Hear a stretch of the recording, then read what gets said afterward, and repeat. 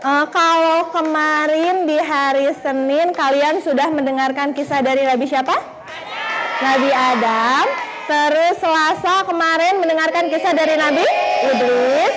Berarti hari ini kalian akan mendengarkan kisah dari Nabi Nuh. Betul. Ada yang masih ingat bagaimana kisah dari Nabi Nuh? Gimana? Membuat kapal. Terus? Bahtera yang sangat besar, betul. Di sini Ustazah akan sedikit kembali mengisahkan kisah tentang Nabi Nuh alaihi salam. Ya. Nabi Nuh alaihi salam itu memiliki nama asli Abdul Ghaffar atau Yaskur. Beliau merupakan putra dari Lamik bin Mata bin Idris. Berarti masih keturunannya Nabi Idris. Nabi Nuh merupakan keturunan ketiga dari Nabi Idris dan keturunan ke-9 dari Nabi Adam. Nabi Nuh sendiri lahir dan dibesarkan di kota Baina Nahrain dan juga Kufah yang ada di Irak. Berarti sama kayak kemarin Nabi Idris ya, dilahirkannya di Irak, di negara Irak. Dan dikisahkan katanya Nabi Nuh ini memiliki 4 orang anak laki-laki yang diceritakannya. Ada yang hafal namanya siapa aja? Kanan, terus siapa lagi? 3 anaknya lagi. Jadi kan dari 4 anak laki-lakinya tadi itu ada 1 orang yang menentang Nabi Nuh dan ada 3 orang yang ikut dengan Nabi Nuh. Jadi selamat. Ada yang tahu siapa nama ketiga anak Nabi Nuh yang selamat? Hud? Agustia. Namanya Sem, Ham, sama Yafet. Ya. 3 orang anak itu selamat nanti diceritakannya ya. Dan ternyata Nabi Nuh ini merupakan nabi yang memiliki usia terlama di dunia. Jadi Allah memberikan usia paling lama nih sama Nabi Nuh di dunia. Kalau zaman sekarang orang di dunia usianya 70 sampai 80 tahun tuh udah dikasih bonus ya. Jarang yang nyampe 100 tahun. Kalau ini Nabi Nuh diberikan usianya itu sangat lama di dunia. Ada yang tahu berapa lama usia Nabi Nuh di dunia? Ribuan? Nggak nyampe ribuan, masih ratusan. Berapa? 900 ya, mendekati 900 berapa? 950 tahun. Betul ya. Nabi Nuh diberikan usia di dunia oleh Allah itu selama 950 tahun, dan di usia yang ke-480 tahun lah Nabi Nuh mulai diangkat pertama kali menjadi nabi. Nah, dikisahkan pertama kali Nabi Nuh diangkat menjadi nabi itu melalui perantara malaikat Jibril.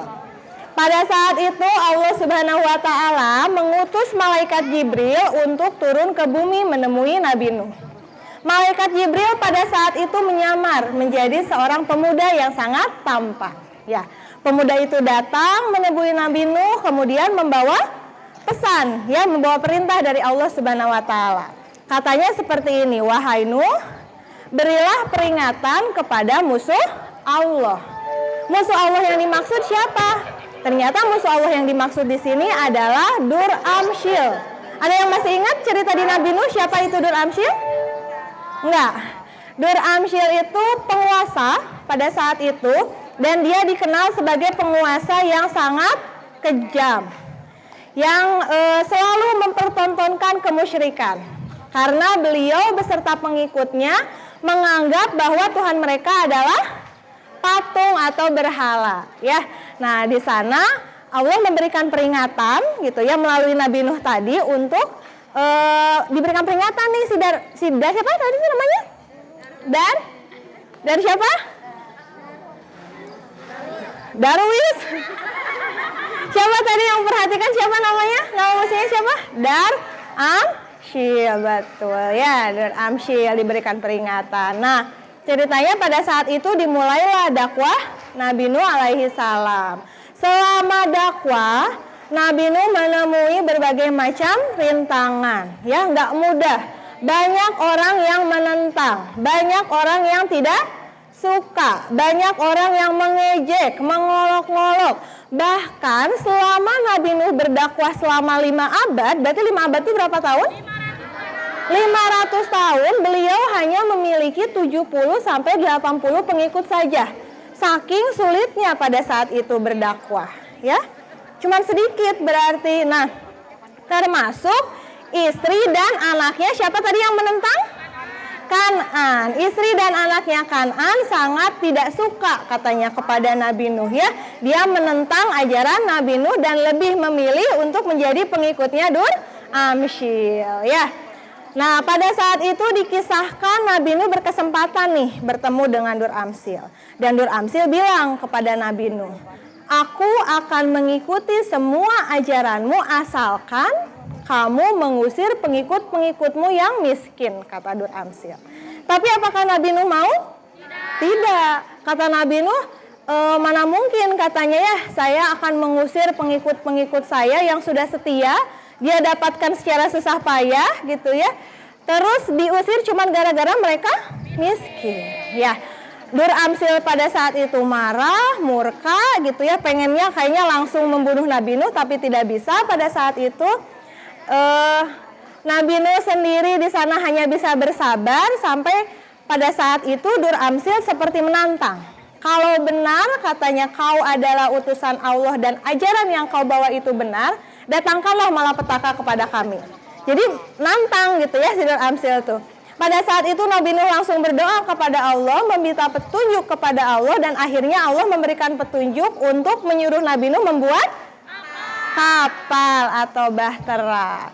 Nah, kapal atau bahtera yang dibuat Nabi Nuh itu sangat besar. Ukurannya kalau kalian bayanginnya kapal Titanic, tahu kapal Titanic, ya? Ini ukurannya jauh lebih besar. Katanya dikisahkan luasnya aja nyampe 1.200 hektar. Itu bisa bangun perumahan gitu, ya, di sana, ya. Bangun rumah-rumah saking luasnya bahteranya. Dan bahteranya sendiri terdiri dari berapa lantai? 3 lantai. Jadi nanti rencananya lantai yang pertama itu akan diisi oleh hewan-hewan, lantai yang kedua diisi oleh para pengikutnya, sedangkan lantai yang terakhir itu akan diisi oleh burung-burung, ya. Nah, Nabi Nuh membuat bahteranya bukan di atas perairan, tapi di atas gurun pasir yang tandus. Kalau kata logikanya ngapain buat bahtera yang besar di atas gurun pasir? Gak akan mungkin bahteranya bisa berlayar. Begitupun pemikiran orang-orang di sekitar Nabi Nuh pada saat itu. Bahkan banyak yang bilang katanya Nabi Nuh ini orang gila katanya, ya. Ngapain bangun perahu sebesar itu dan butuh waktu yang cukup lama untuk membangun bahteranya. Ada yang tahu berapa lama Nabi Nuh membangun bahteranya? 1 tahun? 40 tahun, ya. Nabi Nuh membuat bahtera itu selama 40 tahun. Sampai diceritakannya selesailah bahteranya, kemudian ternyata Allah benar-benar memberikan malapetaka, ya, pada saat itu. Pertanda akan datangnya malapetaka dilihat Nabi Nuh dengan keluarnya air dari tungku perapian di dapurnya. Jadi kan di dapur ada kayak seperti tungku, ya, nggak ada kompor mungkin pada saat itu. Keluar air di sana. Nabi Nuh melihat mungkin ini tanda malapetaka itu akan datang. Nabi Nuh bergegas menemui pengikutnya dan meminta pengikutnya untuk naik ke atas bahtera, ya. Pada saat itu semua pengikutnya naik ke atas bahtera, termasuk hewan-hewan. Kuasa Allah lagi-lagi ditunjukkan di sana. Hewan-hewan buas dan hewan jinak itu mereka bareng-bareng seolah-olah nurut apa perintahnya Nabi Nuh, ya. Mereka semua naik barengan ke atas bahtera. Sampai pada akhirnya semua sudah ada di dalam bahtera. Sebelum bahteranya ditutup, Nabi Nuh sempat nih ngajak istri sama anaknya yang Kan'an tadi, ayo ikut gitu, ya. Karena kalau kamu ikut, nescaya nanti kamu akan selamat. Nabi Nuh bilang ke anaknya seperti itu. Tapi apakah Kan'an mau diajak sama Nabi Nuh? Tetap tidak mau katanya, ya. Istri sama anaknya Kan'an tetap tidak mau ikut dengan Nabi Nuh.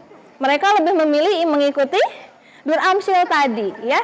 Akhirnya bahteranya ditutup. Setelah bahtera ditutup, awan yang tadinya cerah berubah menjadi gelap. Turun hujan yang sangat deras. Hujannya mungkin paling deras sampai saat ini tuh, itu hujan yang paling deras, ya. Air perlahan naik sampai puncak gunung tertinggi pun tertutup oleh air.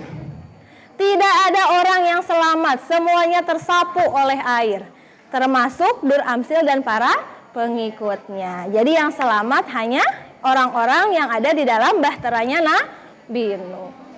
Sampai bahtera tersebut berlayar selama 150 hari di perairan, sampai terdampar di sebuah gunung, nama gunungnya Gunung Judi, ya, bukan judi yang permainan, tapi Gunung Judi. Jadi perahu bahteranya Nabi Nuh itu terdampar di sana, dan di sanalah dimulai kehidupan yang baru. Dan dikisahkan para pengikut Nabi Nuh itu tidak memiliki keturunan selanjutnya. Jadi keturunan-keturunan orang pada saat ini itu merupakan keturunan dari ketiga anak Nabi Nuh yang selamat, yaitu Sem, Hem, dan juga Yafet. Ya, Yafet katanya diceritakan menjadi nenek moyang dari keturunan bangsa Romawi. Kalau Sem itu diceritakan menjadi keturunan bangsa Arab. Kalau Hem itu keturunan bangsa Afrika. Ya, itu mungkin kisah sedikit dari Nabi Nuh. Ada yang bisa mengambil hikmah apa yang didapat dari kisah Nabi Nuh? Dari kisah Nabi Nuh tadi gimana? Sabar. Terus? Di sana ditunjukkan betapa besar kuasa dari Allah. Jadi Allah tidak akan sungkan untuk mendatangkan malapetaka kepada orang-orang yang memang tidak beriman dan bertakwa kepadanya. Itu saja mungkin yang dapat disampaikan. Mohon maaf atas segala kekurangannya. Terima kasih atas perhatiannya. Wassalamualaikum warahmatullahi wabarakatuh.